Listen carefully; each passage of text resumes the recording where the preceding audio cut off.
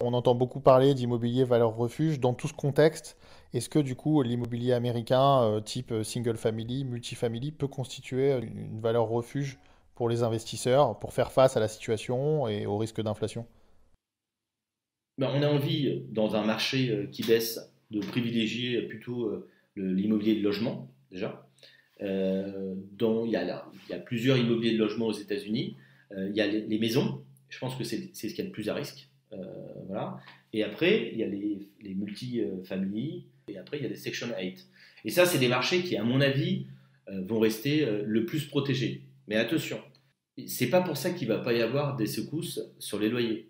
Il ne faut pas regarder les valorisations, en fait. Il ne faut pas regarder, mais de toute manière, pour moi, un investissement immobilier, c'est pas, je prends l'investissement immobilier, mais comme d'autres investissements, mais sur l'immobilier, il ne faut pas regarder la valorisation à plus, moins 20%, et encore moins demain. Ce qu'il faut regarder, c'est le flux de loyer et la manière dont on va encaisser les chocs. Donc, ça dépend du type de loyer.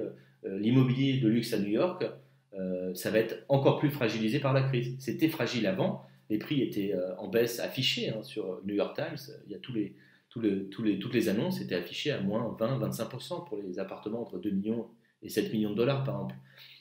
Si ce sont des appartements, des deux bedrooms avec des loyers moyens autour de entre 1500, 1800 dollars, 2000 dollars, je pense que ça c'est un marché qui va être assez recherché par les investisseurs. Mais il va y avoir des secousses, il va y avoir des baisses de valorisation, il va y avoir des acteurs qui se sont trop endettés, qui ne peuvent pas supporter 2 mois sans loyer, et donc ces acteurs-là, effectivement, ils vont être forcés à la vente. Et une fois de plus, en fonction des situations géographiques, il va y avoir des vendeurs forcés, il va y avoir des endroits, une ville comme Détroit, par exemple, qui s'était relevée, mais qui a beaucoup de maisons individuelles, et peu un bassin d'emploi qui est fragile, comparé à Chicago, parce que pendant la crise de 2008, 40% de la population de Détroit est partie à Chicago.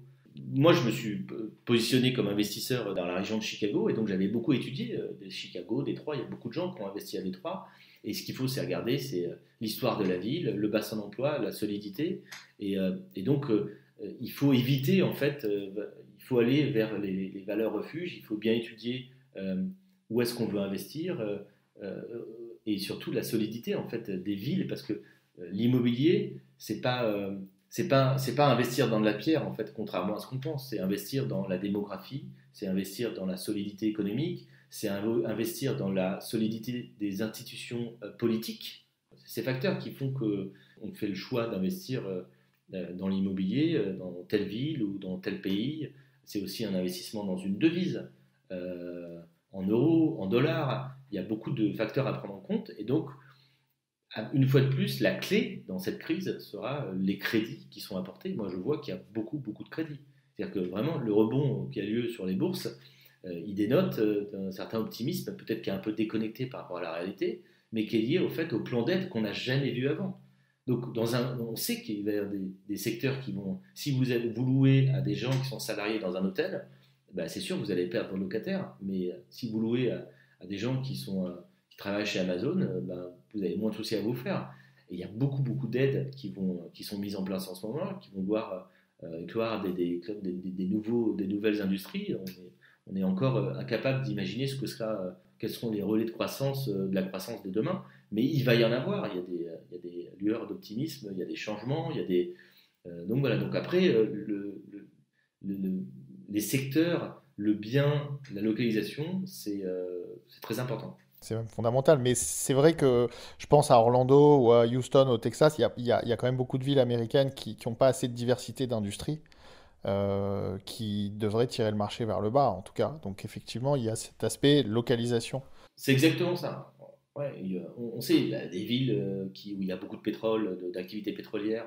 On sait que ça va être des villes. Mais on connaît aux États-Unis, en fait, c'est tellement grand qu'il faut faire une analyse État par État, quoi. Orlando, avec la chute de fréquentation d'Euro Disney, les emplois qui vont être détruits, parce que si le tourisme met du temps à reprendre, on sait que c'est une ville qui va souffrir, effectivement. Un État qui va souffrir.